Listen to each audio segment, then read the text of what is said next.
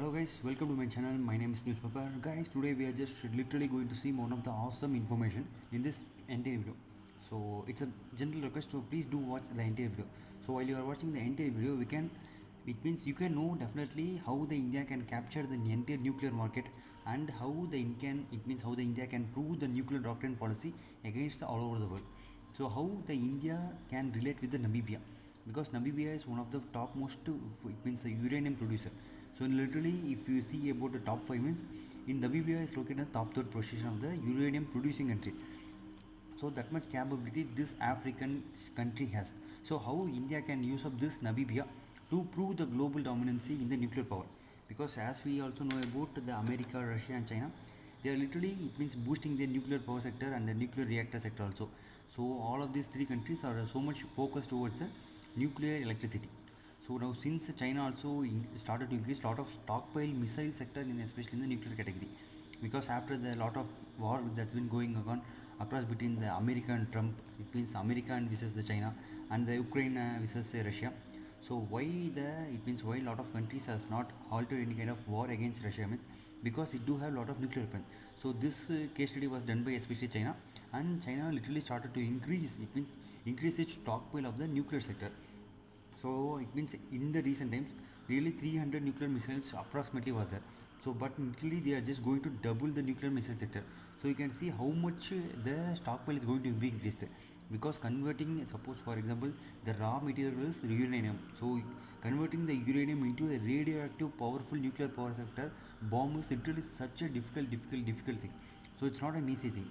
So okay, in this video we are also going to see about that and how India can use this Namibia, which is one of the world's largest uranium producer, and how it can use and how we can improve ourselves.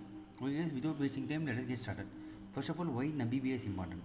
You just ask the question to yourself. Because India is a well-developed country and India is the fourth world's largest economy. So Namibia is one of them. It means when you see about the African countries, lot of African countries literally go below the poverty range. So most of the African countries comes under the category of poverty range. So how this poverty rich, it means poverty nation country, Namibia can help the India, because Namibia literally has lot of rare earth elements, and along with the lot of rare earth elements, it also has lot of oil resource and gas resource were literally discovered at the beginning. It means at the recent times only. So that much capability this Namibia has. Not only rare earth elements, lot of it means especially the copper and the cobalt, lithium, and especially the elements related to the electric vehicle, gold, silver, lot of other precious metals also being present in Namibia. Suppose guys, for example, if you take this is Africa. In this literally 70 to 80% of the entire minerals is being located, especially in the African itself. Remaining the entire world consists only 30 to 40%.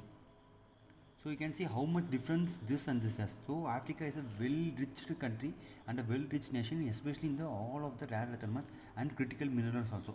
So that's why each and every African nation is so much important. And you would have known about after the Ukraine-Russia war, Russia started to invest a lot of infrastructure project in Africa, because they did a case study. It means over the entire Africa, and simultaneously India also got the point. So India now literally started to invest a lot of infrastructure project in Namibia. So you can see one of the most important thing is Windhoek. Windhoek is the capital of Namibia. So it's the before time, it means at the before 5 to 10 years, only $800 million was invested in Namibia. But now it means as the Namibia is rapidly growing to catch up the entire phase, now literally $12 billion we have been developing, means across the entire Africa. You can see how much power the entire India is putting to in the Namibia. So that much capability that Namibia has. So another one of the most interesting thing is why this Namibia can easily relate with India without considering the China, because you can see India was a colonized country and simultaneously Namibia was a colonized country. So what the most of the Americans, previous American, it means white people will do, they will come to any kind of African countries and they will just pick up the black slaves and they will take to their own country, and they will start to sell the black peoples to the American people, American white persons.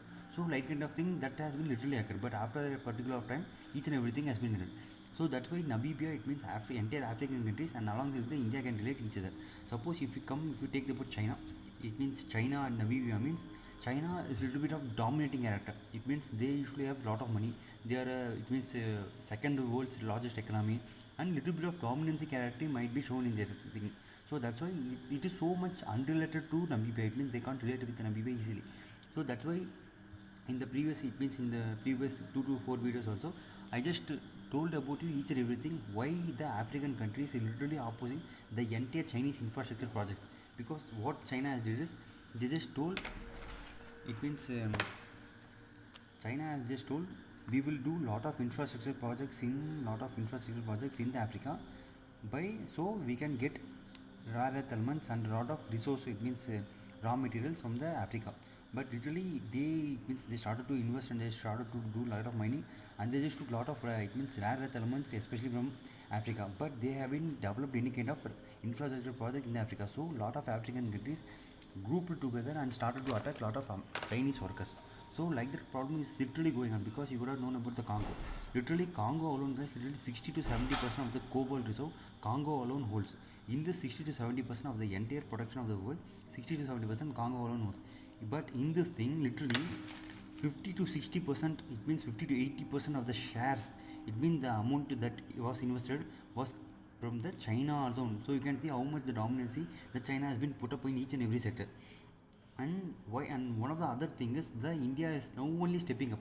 Now India is now only investing a lot of infrastructure products in the entire African countries. So you can see in this $12 billion and in Namibia $8 billion, $800 million. But in the China, that literally $5 billion is been invested in Namibia in mining sector alone. You can see how much the China is 5 steps forward against the India. So we need to catch up the entire market. Means we need to, it means develop lot of infrastructure project in Namibia and as well as the African countries by the Indian persons. And one of the most other thing is, you can see that Lieutenant General Diwan Prem Chand, an Indian officer, commanded the United Nations peacekeeping force during the Namibia delicate transmission to Independence. This is one of the so much interesting thing, guys, because when the India goes to a Namibia or African countries, lot of African countries can easily relate with the Indian person. And you know about the Hero and the Hero Honda. So lot of Indian bikes for so much, it's like a skyrocketing market sector in the, especially in the African countries, because it is easily affordable and easily maintainable, and quantity is also so much good. When you come, it means at the time, the, I think so Boxer is one of the it means bike that was sold by China towards the African countries. But that it means that vehicle wasn't that much capable of catching the entire market in the African countries. So each and every time the India has been used in a particular good way. So lot of other thing also has been occurring, especially in the Namibia as well as the India. You can see Namibia recent adoption of India's Unified Payment Interface UPA, the first country in Namibia, it means Africa, to implement this. Literally, guys, this is one of the so much important thing, because you can see Africa is mostly literally related to the poverty, it means country, but they have just to open the unified payment. Means you can see how much their 4G technology, 5G technology has started to grow, because 4G technology has started to, it means they have just implemented 5G technology is going to enter into the market, especially in the Namibia, which is one of the African countries. Wow, actually we have to appreciate the entire Namibia government, guys. So unified payment system, a lot of, it means internet service, a lot of 5G service, and a lot of 4Gs and a lot of other thing also being implemented in the Namibia is one of the top most goodest thing. So one of the other thing is, you can see literally the India spent $12 million in the University of Namibia. So you can see how much the relationship is between both of the countries. And one of the other thing just I want to say is, you can see why Namibia is important. Okay, the other thing is, you can see Indian Technical Economic Cooperation gives scholarship to the Namibia schools and college people. So that much huge capacity, it means that much huge, it means the development project is going in the Namibia by the India. So one of the, as I just told you about the China's investment project, especially in the Namibia, there is a mine called Hurran mine, or a Hurab mine.